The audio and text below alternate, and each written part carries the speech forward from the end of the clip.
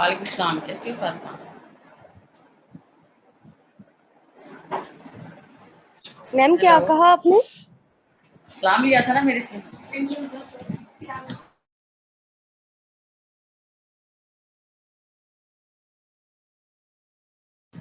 दो मिनट ठहर जाओ, फिर हम ये दोबारा कनेक्ट कर लेते हैं, ठीक है?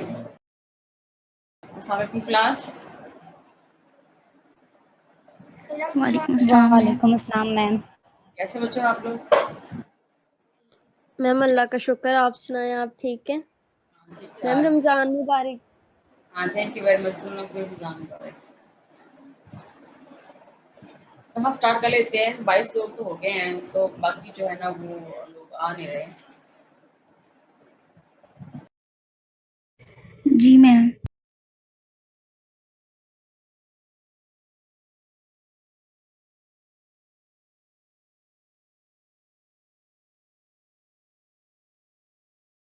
एग्जाम्पल ढूंढ के लाए इसकी। मैम एग्जाम्पल ना ये देखें, जैसे ये वाली है ना मैम, ये तो समझ आती है, लेकिन मैम जो दूसरी हम देख रहे थे ना मैम, उन्होंने पता नहीं उसमें क्या क्या किया हुआ था मैम। पता नहीं, पहले उन्होंने वो सिंपल निकाला हुआ था सोल्यूशन, फिर रॉस्कियन निकाला हुआ था, फिर उसको पता नहीं मैम, मतलब अजीब ही। मैम ये तो समझ आ रही है, वो समझ ही नहीं आ रही थी इसकी समझ नहीं आ रही। मैम। वो है मेरे पीडीएफ मेरे पास, अगर आपने देख ले मैम, पर वो समझ नहीं आ रही थी। एग्जाम्पल थी मैम वो इसी की, एबल्स फार्मूला की। रोज फार्मूला की है। चलो स्क्रीन शेयरिंग की ऑप्शन दूँ आपको, स्क्रीन शेयरिंग करो। मैम मुझे करने ही नहीं आती। चलो मैं एक छोटी सी एग्जांपल देती हूँ, बोर्ड पे समझा देती हूँ, तो आप देख लेना, फिर मुझे सेंड कर देना, फिर मैं उसको जो है ना वो, आज तो मैं कल, आज लास्ट क्लास है ना इस वीक की आपकी, तो फिर ये है जी कि मैम। मैं आपको बता दूंगी कि इसमें क्या क्या किया हुआ है। जी ठीक है। मैम। जी जी। मैम आपसे एक और बात करनी थी।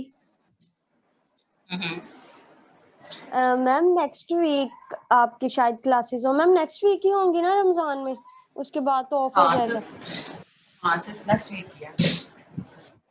ओके मैम, अगर नेक्स्ट वीक पॉसिबल हो तो हमारी मॉर्निंग के साथ क्लासेस ले लें। उनके साथ फिर उनका टाइम टेबल फिर आपको फॉलो करना पड़ेगा। उनका पता है किस दिन होती है? उनकी ट्यूसडे को क्लास होती है मेरे साथ, और उनकी थर्सडे एंड फ्राइडे को होती है क्लासेस। लेकिन मतलब ऐसे होता है कि जो ट्यूसडे है उस दिन 10 to 11 है, और बाकी आपके पास मेरा टाइम टेबल है ही ना। थर्सडे को 2 क्लास यस होती मैम है वो उनकी मेरे साथ। हाँ, मैम आपकी तो ठीक है, मॉर्निंग में ही है आपकी, इससे मेरे तो ज्यादा 12 और to 1 है। टाइम नहीं होंगे। जी मैम ठीक है। वो मैम फिर ये वो है कि ठीक है उनकी मैम जी, हम स्ट्रेंथ। ऐसे ही मैम ऐसे ही कर लेते हैं, फिर एक वीक की तो है अब बस। हाँ, तो कोई नहीं, मेरी क्लास कौन सा बहुत लेट होती है, मंडे ट्यूसडे का है थोड़ा सा, लेकिन देख लेना, कोई जो करना हो मुझे बता देना। तो वो लेकिन ये है कि अगर वो ज्वाइन करेंगे तो ये टोटल 40 स्ट्रेंथ बनती है, फिर बाकी कुछ लोग रह जाएंगे ज्वाइन करना। नहीं, 100 तक लोग कर सकते हैं, ठीक है। आपके तो लोग ही कम आते हैं, तो कर सकते हो आप इसको ज्वाइन, लेकिन मुझे बता देना जब कुछ भी करना हो ना, मुझे बता देना। चलें ठीक है मैम, अगर बाकी टीचर्स भी मान गए फिर आपको बता दूँ। सही, ठीक है। बाकी टीचर्स आपके 4 क्रेडिट और ले रहे हैं कि 3 क्रेडिट और ले रहे हैं? Ma'am 4 credit hour. बड़ा मजे की बात है। अच्छा, और दूसरी बात मजाक कर रही हूँ। और दूसरी बात बताओ मुझे कि सिलेबस कितने कितने कवर होगी उनके? मैम सबसे ज्यादा आपका है।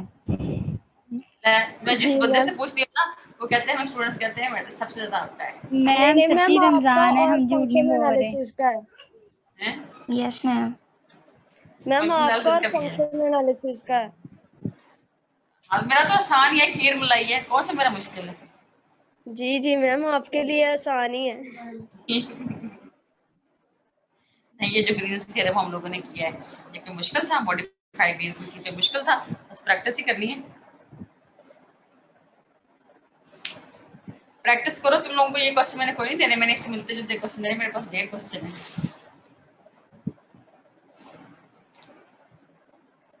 ठीक है। अच्छा, ये देखो, फाइंड y2 ऑफ x, ये करना है, सही है ना?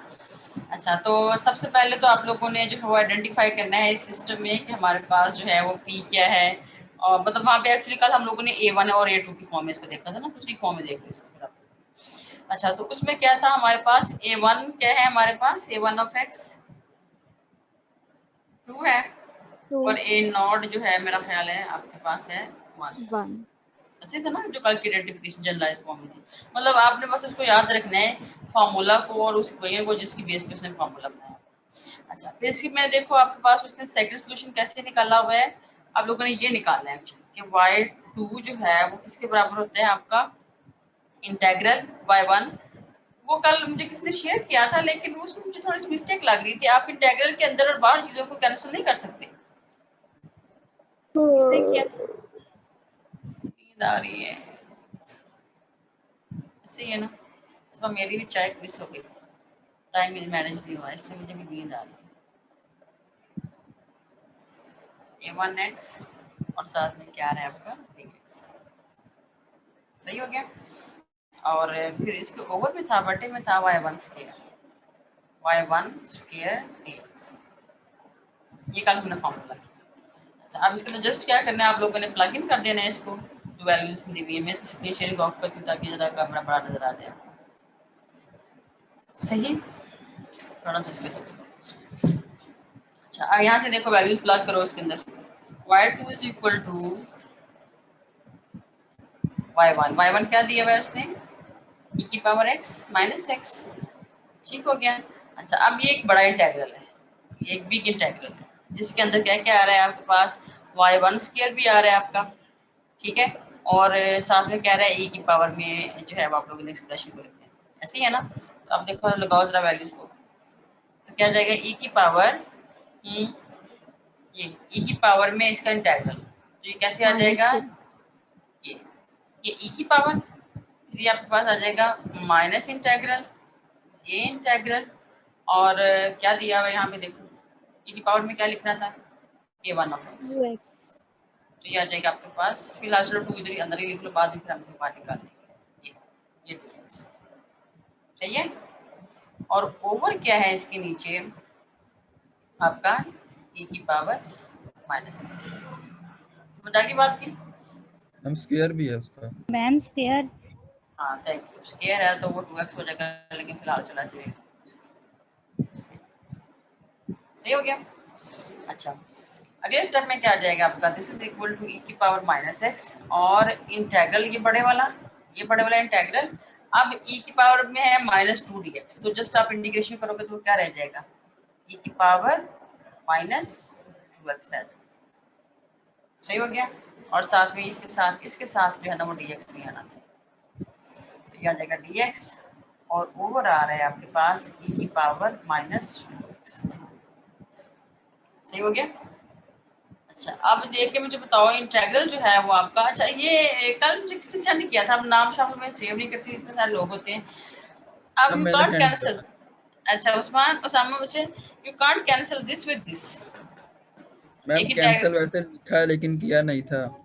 अच्छा, वो बस मैंने थोड़ा सा देखा क्योंकि बहुत कल मुझे काम थे, रिजल्ट सबमिट मैंने करवाने जाने थे, फिर बिल्स देने जाने थे, तो थोड़ा सा मैंने हल्का सा देखा, तो बस मैंने उसको देख लिया, लेकिन मुझे लग रहा था कुछ गड़बड़ है। चलो देख लेना उसको, मतलब आप वैसे कंसेप्ट में क्या है कि आप इसको इससे कैंसिल नहीं कर सकते, इंटेग्रल के अंदर जो होगा वो इंटीग्रैंड जो है वो आप उससे कैंसिल नहीं कर सकते, लेकिन इंटेग्रल के अंदर जो आपके स्टेप्स है उनको आप उसमें आप कैंसिल आउट कर सकते हैं, सही।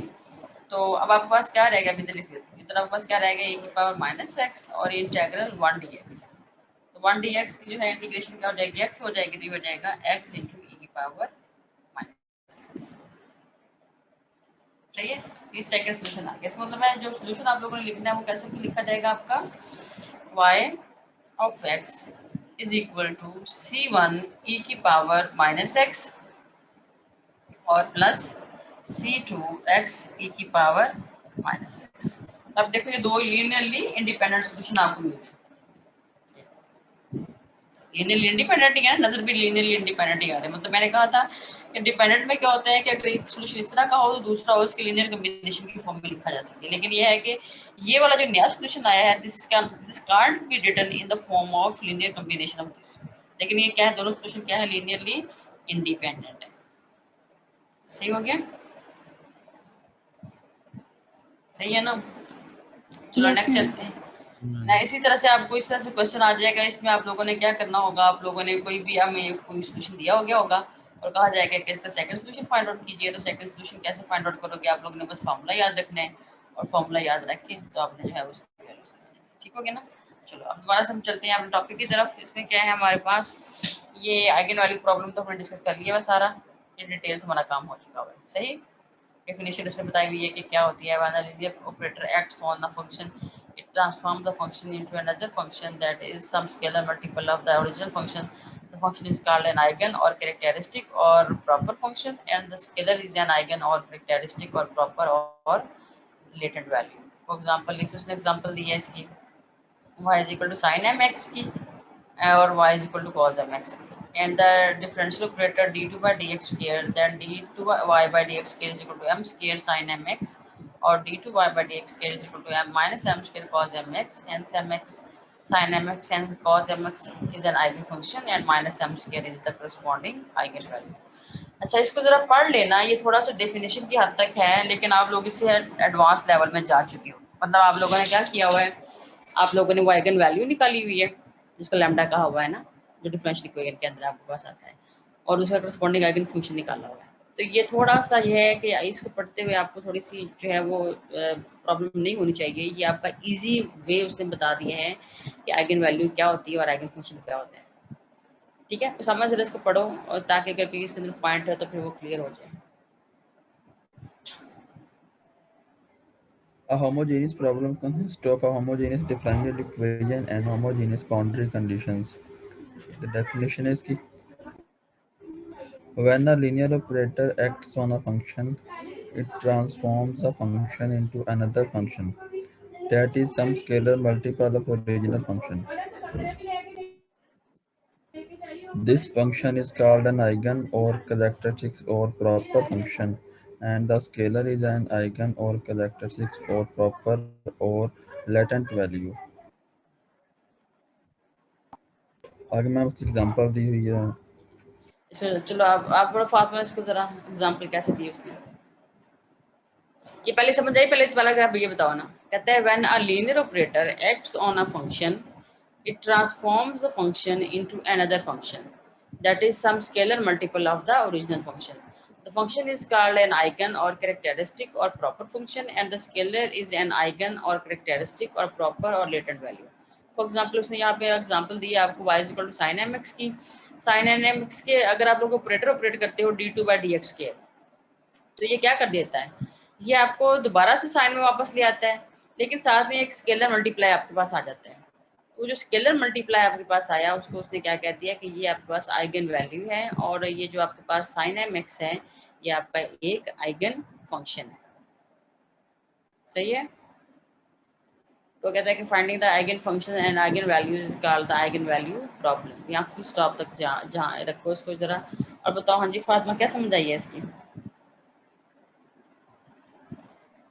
मैम एग्जाम्पल की एग्जाम्पल की आइगन वैल्यू।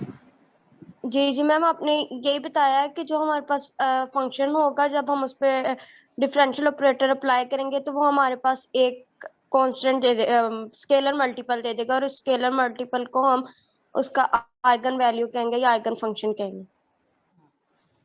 हम इसकी एग्जांपल एक और भी ले लेते हैं। यहाँ पे sir cos x sin x की दी हुई है, तो यहाँ पे देखो आप लोगों के पास अगर फॉर एग्जांपल इस तरह से आ जाती है एग्जांपल, ये example y is equal to mx है। ठीक है, अगर मैं इसको करती हूँ dy by dx तो ये मेरे पास क्या आ जाती है, m e की पावर mx, ऐसे है ना। तो ये क्या आ जाएगी मेरे पास, dy by dx is equal to M Y, मतलब जो ओरिजिनल फंक्शन है दोबारा वापस आ गया। इस m को कहते हैं आइगन वैल्यू।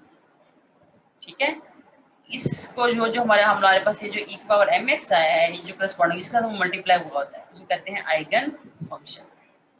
आप लोगों ने नोट किया आप आइगन वैल्यूज या आइगन फंक्शन कैसे निकालते थे? अब मतलब इससे एक एडवांस काम किया हुआ है उसने। क्या किया हुआ है आप लोगों ने, इस लैम्डा की वैल्यूज निकाली होती हैं। मतलब यहाँ पे तो m लिख दिया ना, वहाँ पे आप उस m की वैल्यू निकालते थे और उस m के लिहाज से फिर आप लोग उसको देखते थे। जैसे यहाँ पे आपकी जो डिफरेंशियल इक्वेशन आपने सॉल्व कर ली है वो ये की हुई है y double dash plus lambda y is equal to 0। उस लैम्डा के करस्पॉन्डिंग आप लोगों ने जो है वो वैल्यूज चेक की थी कि किसके जो करस्पॉन्डिंग सोल्यूशन है वो नॉन ट्रिवियल आता है, तो उसको आपने आइगन वैल्यू क्या दिया हुआ था, और जो हमारे पास y का सोल्यूशन आया था उसको आइगन फंक्शन क्या दिया हुआ था।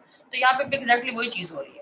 यहाँ पे अगर आप इसको सॉल्व करते हो और आप लोग उस m की उस वैल्यू के लिए जिसके लिए हमारा y का सोल्यूशन नॉन ट्रिवियल आता है उसको हम लोग कहते हैं आइगन फंक्शन और उसको आइगन वैल्यू कह देते हैं। लेकिन सिंपल वो कहना ये चाह रहा है कि हमारे पास इस तरह का एक्सप्रेशन बन जाता है, इसमें ये हमारे पास आइगन वैल्यू होगी और ये हमारे पास आइगन फंक्शन होगा। लेकिन उसने फिर ज़्यादा आपको एक्सप्लेन किस तरह से किया है कि आपके पास यहाँ पे ओरिजिनल फंक्शन बन जाता है। इवन कि ये भी हमारे पास अगर हम करते हैं ना इस प्रॉब्लम के ऊपर, इसके ऊपर अगर मैं ये ऑपरेटर d2/dx स्क्वायर ऑपरेट कर देती हूँ e की पावर mx के ऊपर, तो आपके पास क्या आ जाता है यहाँ पे m स्क्वायर y, मतलब 2 दफा आ जाएगी, इसकी डेरिवेशन आ जाएगी।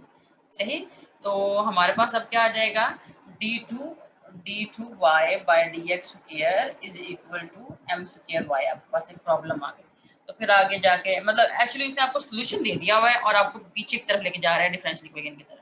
हमने क्या काम किया, हमने एक इक्वेशन ली थी, इसकी हम लोगों ने आइगन फंक्शंस और आइगन वैल्यूज निकाली थी। याद आया आप लोगों को ये काम हम लोगों ने किया, तो हमने इससे एडवांस काम किया और जस्ट क्या दे रहे हैं आपको, एक आपको सोल्यूशन बता रहा है। वो कहता है इसके अंदर से अगर आपने चेक करना है कि आइगन वैल्यू कौन सी और आइगन फंक्शन कौन सा है, तो उसके लिए जस्ट आपको उसने बता दिया कि एक ऑपरेटर ऑपरेट करवाएंगे।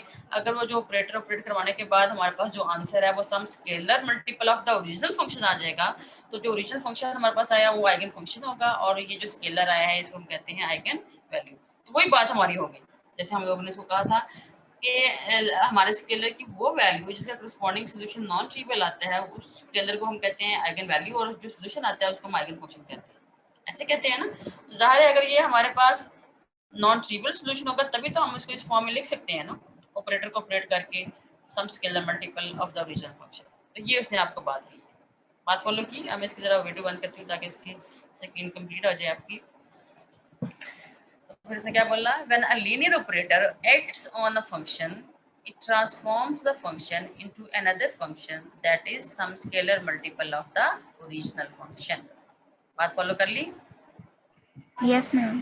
The function is called an eigen or characteristic or proper function and the scalar is an eigen or characteristic or proper or related value। For example उसने यहाँ पे cos x और sin x के example दी है, मैंने भी आपको e power mx के एग्जाम्पल दिया था, ठीक हो गया।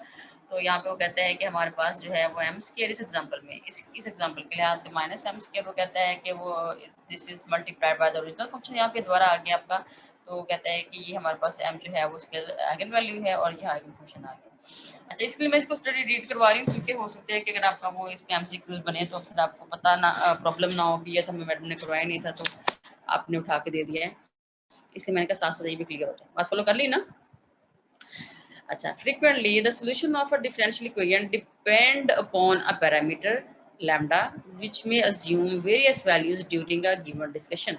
This parameter can appear in the coefficient of the differential equation, in the boundary conditions or in both.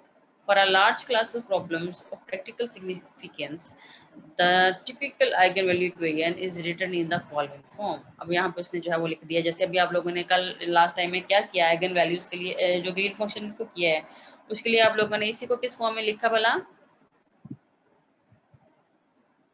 सामा किस फॉर्म में लिखा जब हम लोगों ने मॉडिफाइड आइगन फंक्शन को निकाला, मॉडिफाइड आइगन हम लोगों ने मॉडिफाइड ग्रीन फंक्शन को निकाला, तो उसमें हम लोगों ने एक्चुअली कैसे लिखा हुआ था, एल वाई की फॉर्म में। याद आया? मैम ऑपरेटर फॉर्म है। हाँ, ऑपरेटर फॉर्म। तो यहाँ पे एम से मुराद क्या है, उसका ऑपरेटर है। बस यहाँ पे मैंने कहा नोटेशन चेंज हो सकती है, अदरवाइज आपको परेशानी होना कि ये उसने किस फॉर्म में लिख दिया। हमारे पास एक्चुअली यहाँ पे डी स्क्वायर का कोफिशिएंट क्या था, डी स्क्वायर का कोफिशिएंट क्या था हमारे पास? p of x। शाबाश, p of x, सही है। और वहाँ पे ये जो था ना a1 नहीं था, मतलब वहाँ पे जस्ट हम लोगों ने इसको लिखा हुआ था एस एल इक्वेशन की फॉर्म में जब लिखा था ना, तो हम लोगों ने d2/dx के साथ p of x लिखा हुआ था। तो एक्चुअली यहाँ पे भी ये हमारा p of x ही बन रहा है, सही है। और यहाँ पे a नॉट x हमारे पास जो है वो सिंपल y के साथ जो है वो एक्चुअली इसका जो a नॉट x है ना वो क्या है भला? r of x और ln r of x हो जाएगा? नहीं नहीं, Ma'am, normalized y और ये क्यों नहीं है आपका?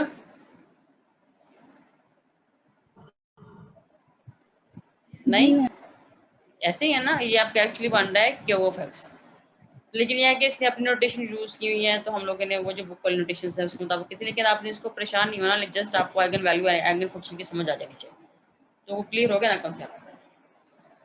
जैसे क्या कि अगर लीनियर ऑपरेटर किसी भी फंक्शन के ऊपर अप्लाई किया जाए और वो आपके पास कैसे आ जाए, दोबारा से वही फंक्शन आ जाए लेकिन साथ में कोई स्केलर मल्टीपल आ जाए, तो उस स्केलर को हम कहते हैं आइगन वैल्यू, और जो हमारे पास फंक्शन आता है उसको हम लोग आइगन फंक्शन कहते हैं, या वो डेफिनेशन जो आपने पढ़ी हुई है। आप लोगों ने बोला कि कौन सी डेफिनेशन पढ़ी हुई है, दोनों चलती हैं साथ, पैरेलल चलती हैं। ये स्केलर की वो वैल्यू जिसको पुट करते हुए हमारा जो सोल्यूशन है वो नॉन ट्रिवियल आ जाए, उस स्केलर को हम कहते हैं आइगन वैल्यू, और वो जो हमारे पास सोल्यूशन आया है उसको हम कहते हैं आइगन फंक्शन। ठीक है, तो यहाँ पर उसने कुछ एग्जांपल्स आपको दे दी हुई हैं, इसको देख लेना, लेकिन इतनी कॉम्प्लिकेशन में हमने नहीं जाना। ये उसने इक्वेशन के नाम लिखे हुए हैं, हेल्महोल्ट्ज़ इक्वेशन है, ये लीजेंड्रे इक्वेशन तो तुम लोगों ने डिस्कस कर ली हुई है, बेसल इक्वेशन भी पढ़ ली हुई है, लिगोरी इक्वेशन भी तो देख ली हुई है ना, हर्माइट इक्वेशन भी देख ली हुई है, तो जस्ट उसने एग्जांपल्स दिए हैं कि कैसे हमारे पास आइगन वैल्यू प्रॉब्लम हो सकती है। ठीक है, अच्छा, जो नेक्स्ट डेफिनेशन है ना, ये this is the most important, जो हमारी आउटलाइन है उसके अंदर आप देखिए ना definition, adjoint equation and self adjoint equation पढ़ी है ना।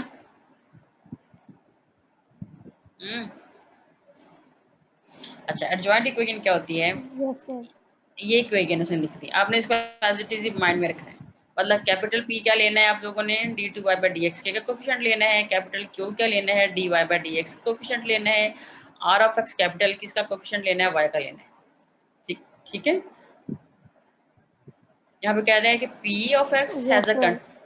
p of x has a continuous second order derivative, q of x has a continuous first order, q of x किसका कोफिशिएंट है बोला, dy/dx का, तो उसका वो कहते हैं फर्स्ट ऑर्डर कंटिन्यूस डेरिवेटिव होना चाहिए, जो p है वो किसका कोफिशिएंट है, सेकंड डेरिवेटिव का ना, ये वाले का, तो इसलिए उसने क्या दिया उसको has a continuous second order derivative, और फिर r ऑफ x को क्या दिया सिंपल, जो चूंकि किसी डेरिवेटिव के साथ वो अटैच नहीं है, तो उसने क्या कह दिया, r of x is a continuous and p of x is not equal to 0 on a less और इक्वल टू x लेस और equal to b, then the adjoint equation to the equation 1 is, उसने आपकी लिखी है d2/dx square p of xy minus d/dx q of xy plus r of xy is equal to 0, that is after taking the indicated derivatives, ये हमारे पास जो है ये आ जाती है इस फॉर्म, कहता है where the prime denotes differentiation with respect to x, it is also assumed that in the adjoint equation 2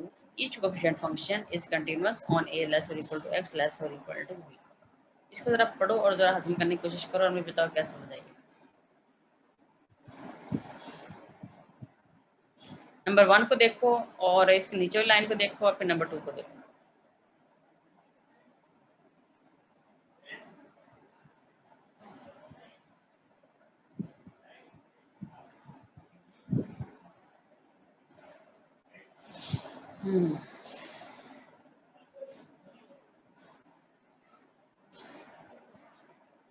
तो समझ आई कि पहले वाली भी गई।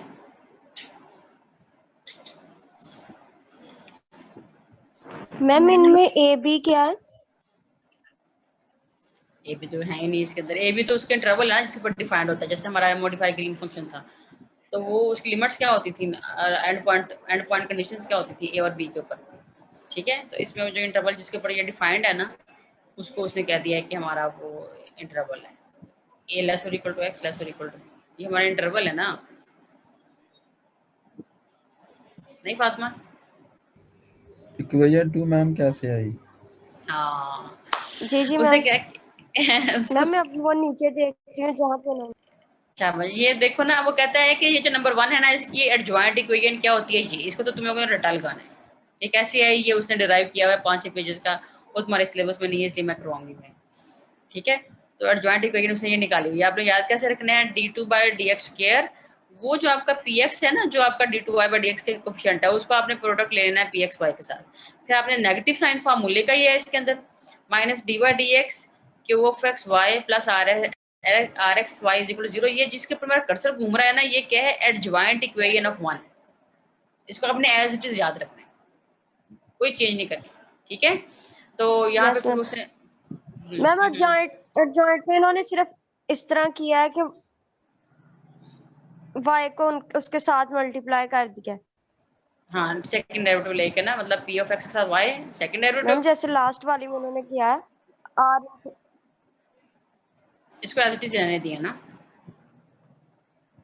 मैम अगर ऊपर वाली इक्वेशन को देखा जाए मैम सिर्फ मैम उधर प्लस है नीचे माइनस है। बाबा क्या कह रही हूँ, लिखा क्या हुआ है, एडजॉइंट इक्वेशन है उसकी। वन की एडजॉइंट इक्वेशन क्या होगी, उसको रट्टा लगाओ, गोटा लगाओ उसको, अच्छा मेमोराइज करो, याद करना है इसको कि एडजॉइंट इक्वेशन, जैसे अभी आप लोगों ने फॉर्मूला याद किया कि अगर एक सोल्यूशन ओके दिया हुआ मैम। हो, अगर एक सोल्यूशन दिया हुआ हो तो दूसरा सोल्यूशन कैसे निकालना है भला, उसका फॉर्मूला क्या है, y2 is equal to y1 y1 और इंटेग्रल पूरा आ जाता है, उसके अंदर वो एक्सपोनेंशियल फंक्शन वाला आ जाता है जिसके ऊपर y1 a1x आ जाता है। इंटीग्रल हम्म, और a1 किसका कोएफिशिएंट था एक्चुअली, वाई फोर्थ वाला डैश डेरिवेटिव y डैश का, वहां पे था y डैश का कोएफिशिएंट था, और फिर उसके नीचे आप लोगों ने y1 स्क्वायर लिया और उसको इंटीग्रेट किया, ऐसे ना उसको याद किया ना। इसी तरह से एडजॉइंट इक्वेशन को आपने याद करना है, मेमोराइज करना है, या मुझे कहना ही नहीं चाहिए मेमोराइज करना, मुझे तो मैथमेटिक्स की हूँ तो मुझे कहना चाहिए प्लीज डू रिमेम्बर। जैसे हम डेरिवेटिव याद नहीं रखते, प्रोडक्ट फॉर्मूला याद रखते हैं, क्वेश्चन फॉर्मूला याद रखते हैं, तो आप लोगों ने किसी भी इक्वेशन के एडजॉइंट इक्वेशन क्या होती है उसको आप लोगों ने ओके मैम। मैम चाहे मुझे जिस लगा मर्जी शायद फॉर्म में वन लिखी से हो। इसको ड्राइव किया इसलिए मैं देख रही थी। नहीं वो मैंने बताया कि इसकी डेरिवेशन 1-2 पेजेस की है, लेकिन वो मैं करवाऊंगी नहीं, वो आपके सिलेबस में नहीं है। जस्ट आपने ये याद रखना है कि एडजॉइंट इक्वेशन क्या है, सेल्फ उसके एडजॉइंट सॉरी इक्वेशन क्या है और उसके एडजॉइंट इक्वेशन क्या है। फिर अगला टॉपिक आएगा सेल्फ एडजॉइंट का, लेकिन वो बाद की बात है, पहले एडजॉइंट तो याद कर लो ना। तो किसी भी इक्वेशन को हम कहेंगे सेल्फ एडजॉइंट, अगर हम उसके ऊपर ये ऑपरेटर ऑपरेट करवाएं और वो दोबारा से यही नंबर 1 बन जाए तो हम कहते हैं वो सेल्फ एडजॉइंट इक्वेशन है। ठीक है, तो मतलब क्या है कि किसी इक्वेशन की जो एडजॉइंट इक्वेशन होती है वो उससे मिलती जुलती भी हो सकती है और उससे डिफरेंट भी हो सकती है। अगर तो उसी से मिलती जुलती हुई तो इसका मतलब है कि वो सेल्फ एडजॉइंट है। अगर उससे मिलती जुलती ना हुई, डिफरेंट होगी, तो उसे हम कहते हैं एडजॉइंट इक्वेशन। सिंपल मतलब एडजॉइंट इक्वेशन उसकी होगी। उसका फॉर्मूला क्या लिखा हुआ है उसने, d2/dx² p of xy minus d/dx q of xy plus r of xy is equal to 0। याद हो गई? इसके मैं एग्जाम्पल करवा दूं जल्दी से, भी टाइम है मेरे पास 6 मिनट का। Yes ma'am. हो गई याद ना? याद जी रखना है इसका फार्मूला, तुमसे पूछूंगी फार्मूला। पी ऑफ एक्स क्या है एक्चुअली, पहले तो आइडेंटिफाई करो ना इसके मुताबिक। ठीक डी है टू ma'am. Y by D X के इसका जो कोफिशिएंट है वो पी ऑफ एक्स लिया हुआ है उसने, D Y by D X का कोफिशिएंट क्यू लिया हुआ है, और वाई यस का मैम। कोफिशिएंट क्या लिया हुआ है, आर लिया हुआ है। यू तो ऑफ इसके एक्स लिया हुआ है। हम्म, यस मैम। और उसकी एडजॉइंट इक्वेशन कैसे आनी है, डी बाई डी एक्स और वो फार्मूला। तो चलो यही इक्वेशन हम जो मेरे सामने लिखी हुई है, हम इसी की एडजॉइंट इक्वेशन निकाल लेते हैं। मैं बार बार क्या नई नई इक्वेशन लिखती जाऊंगी, इसकी निकाल देते हैं। अब आपने मुझे आइडेंटिफाई करना है, पहले इसकी स्क्रीन शेयरिंग फिलहाल अभी ऑन रहने दो, और फिर जब मैं इसकी जो है वो फॉर्मूला लिखूंगी फिर हम इसकी ऑफ कर देंगे, ताकि फिर आपको समझ लग जाए ना कि कैसे कैसे करनी है। ये इक्वेशन लिखी हमारे पास, मैं इसके कैमरा ऑन कर लूँ, नहीं लेकिन पहले मुझे फॉर्मूला लिख दो वो हमारे पास जो है वो किस तरह से आती है। सबसे लिखी equation P of X d2y/dx plus qx cube of x dy/dx, और फिर उसने लिखी plus r of x plus y is equal to 0। इसकी एडजॉइंट इंटू इक्वेशन क्या वाई इज लिखी है? Equal to 0। एडजॉइंट इक्वेशन इसकी क्या लिखी है? इस इक्वेशन की एडजॉइंट इक्वेशन उसने इसको लिखा d2/dx स्क्वायर, और फिर लिखा p of x into y, फिर माइनस ये फॉर्मूले का है d/dx, फिर लिखा मैम उसने, स्क्रीन शेयर नहीं हो रही। मैं की भी नहीं ना, मैंने कहा इक्वेशन लिख लो, फिर वो मुझसे ना जब मैं स्क्रीन अच्छा शेयरिंग करती हूँ तो वो बंद हो जाती है ना। r of x into Y is equal to 0, मतलब वो पेज पूरा नजर नहीं आता। चलो अब मैं इसको बंद करूँ, ये ठीक हो गया, और मैं स्टॉप स्क्रीन शेयरिंग करूँ। चलो पूरा बोलना है। ये कोई इक्वेशन, ये इसके एडजॉइंट इक्वेशन, ये मैंने वही वाली एग्जांपल ले ली जो मैंने पहले भी इसका सॉल्यूशन आप लोगों को समझा के दी, कोई मैंने नई एग्जांपल नहीं। ठीक हो गया, अब इसमें आइडेंटिफाई करो आप लोग इस इक्वेशन। आपका पी ऑफ एक्स किसके इक्वल है? 1 के वन के। क्यूब ऑफ एक्स किसके इक्वल है? 2 ओके। आपका आर ऑफ एक्स किसके इक्वल है? 1 1 1 के। सही है। अच्छा, ये जो एडजॉइंट इक्वेशन लिखी हुई है, अब आप लोगों ने जस्ट ये इक्वेशन लिख के तो बस इसको सॉल्व कर लें। तो अब क्वेश्चन कैसे आएगा, find the adjoint equation of this. ठीक है, आपने फिर क्या करना है, आप लोगों ने ये फॉर्मूला लिख लेना है, फिर इस तरह से इसको आइडेंटिफाई कर लेना है और फिर उसको निकाल देना है। तो उसके लिए क्या देखो क्या required, adjoint equation of one, adjoint equation of suppose for ये वन है, तो वन की एडजॉइंट इक्वेशन कैसे आ जाएगी, d2 by dx square pxy। तो p आपके पास क्या आ रहा है, यहाँ पे जस्ट 1 आ रहा है, तो यहाँ पे क्या रह जाएगा y माइनस 1 मैम। हाँ D by D x, Q x क्या आ रहा है आपके पास 2 आ रहा है, तो ये 2 आए मैम और 2। प्लस लास्ट वाली टर्म तो एज इट इज आ जाएगी, ठीक है ना, आर एक्स वाई। तो आर एक्स क्या है 1, ये आपके पास आ जाएगा। बस अगला स्टेप क्या करना है, आपने इसको जो है ये ऑपरेट करना है, जैसे उसने आपका वो ऑपरेटर ऑपरेट किया हुआ था ना, यहाँ पे आप लोगों ने ऑपरेट कर देना है। तो जहाँ पे चूंकि हमारे पास ओनली वन टर्म बची है, तो ये आ जाएगा direct d2y by D X square minus 2dy by D X plus Y is equal to 0। तो क्या ये पहले जो फर्स्ट इक्वेशन है उस जैसी है ये देखो जी मैम। Yes, ma'am. नहीं है, नो मैम माइनस का डिफरेंस है। Yes ma'am. जी मैम नहीं मैम। है बस उसे। माइनस का चेंज है। हाँ, लेकिन क्या है कि इसको कहेंगे एडजॉइंट इक्वेशन। अच्छा, अगर हम लोग इस तरह को ऑपरेटर को ऑपरेट करें और हमारे पास ये पहले जैसी शक्ल नजर आ जाए, तो हम उसे कहते हैं सेल्फ एडजॉइंट इक्वेशन। उसे क्या बोलते हैं, सेल्फ एडजॉइंट इक्वेशन। मैम लेकिन मैम अगर माइनस की जगह +2 होता तो फिर इसको सेल्फ एडजॉइंट कहना हाँ, चाहिए।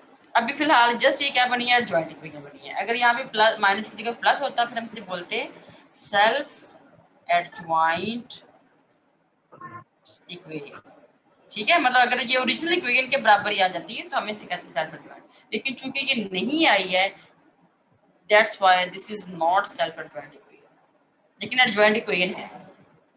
लेकिन क्या है, एडजॉइंट इक्वेशन ना है हमारे पास की, तो इसको आप लोगों को निकालने का ये फॉर्मूला सही हो गया। सपोज दैट अगर आपके पास ऐसे आ रही होती है इक्वेशन, टाइम है तो चलो इसको खत्म कर लेते हैं ना, जब खत्म हो जाएगा खत्म हो जाएगा। सपोज दैट यहाँ पे आपका आ रहा होता है x और यहाँ पे आपके पास आ रहा होता है e की पावर x, तो उसकी फिर आपको कैसे निकालनी थी, उसके लिए फिर आपको स्टेप ज्यादा करने पड़ते हैं, क्योंकि यहाँ पे प्रोडक्ट रूल लगना था, सेकंड डेरिवेटिव का, जैसे वो कुछ लोग पूछ रहे थे ना वो स्टेप कैसे आया, वो एडजॉइंट इक्वेशन के अगले वाला। तो उसने एक्चुअली वहाँ पे ऑपरेटर ऑपरेट किया हुआ था, इसलिए वो थोड़ा सा कॉम्प्लिकेटेड सा आपको नजर आ रहा था। अब आइडेंटिफाई करो क्या क्या है आपके पास, पी ऑफ एक्स किसके इक्वल आ गया, एक्स के, और ये आपके पास आ गया e की पावर x के और आर एक्स हो गया रहा। अब लगाओ वैल्यू को यहाँ पे आपके पास आ रहा है एक्स वाई, यहाँ पे आपके पास आ रहा है e की पावर x। अब आप लोगों को जो है ये 2-3 स्टेप इसके करने पड़ेंगे। तो ये कैसे आ जाएगा फिर आपके पास, अब क्लास खत्म होगी ना, ज्वाइन मर्जी हो तो कर लेना, अदरवाइज हमने आज इतना ही पढ़ना था, तो इस एग्जाम्पल को खुद कंप्लीट कर लें, लेकिन जितना हो जाए मैं फिर कंप्लीट कर लेता हूँ, ठीक है। अच्छा, अब इस पे लगना है आपका प्रोडक्ट रूल, लेकिन 2 दफा, मतलब कैसे लग जाना है आप लोगों ने, पहले तो पहले अप्लाई कर देना है डी बाई डी एक्स, फिर डी बाई डी एक्स ऐसे करके, और ये एक्स वाई के ऊपर ऐसे करके, सही है। इस पे तो सिंपल ही लग जाएगा ना, तो कैसे लग जाएगा, e की पावर x y आ जाएगा और माइनस e की power x dy by D X आ जाएगा plus y is equal to 0। समझ आई मैंने इसके ऊपर क्या किया, ऑपरेटर ऑपरेट किया। Yes, इसमें अप्लाई करवाओ डी बाई डी एक्स, यहाँ पे कैसे आ जाएगा, ये आपके पास x का डेरिवेटिव 1 आ जाएगा, जस्ट y रह जाएगा, फिर प्लस x और मैं इसको y डैश लिख देती हूँ, ठीक है, माइनस ये सारा एज इट इज। अगले स्टेप में क्या आ जाएगा, गेन इसके ऊपर डेरिवेटिव अप्लाई होगा आपका, तो ये कैसे आ जाएगा, dy by D X plus x